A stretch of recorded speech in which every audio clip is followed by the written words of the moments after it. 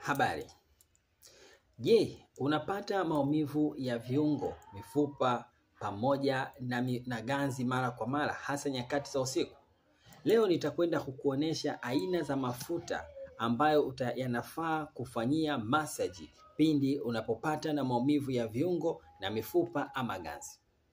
Mafuta ya kwanza ambayo yanafaa zaidi kwa kutumia kufanya massage ni mafuta ya mnyonyo au castor oil. Mafuta haya yana kazi ya kuimarisha mishipa na hasa kuamsha neva ambazo zimegandamizwa.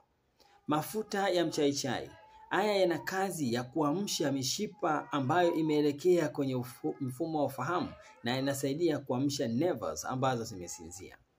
Lakini mafuta ya tatu ni mafuta ya lavender. Haya ni mafuta mazuri sana yanayosaidia kuondoa msongo wa mawazo, lakini pia kuimarisha mfumo wa ufahamu na kuondoa vimbe katika maeneo kunapopatikana ganzi.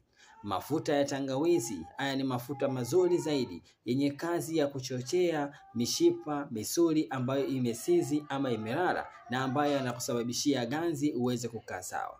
Kumbuka, mafuta haya yanafanya kazi endapo dawa za kuyeyusha mafuta ama mishipa mibaya mwilini hayajatumika, basi utakuwa unafanya kazi bure. Ni lazima upate dawa hizi ili uweze kuyeyusha mishipa ya damu ambayo yamegandamana kutokana na mafuta yaliyokuwa mwilini, lakini vile vile kutumia dawa ambazo zina madini ya potassium, magnesium, vitamin D ili kuimarisha afya ya misuli pamoja na miguu.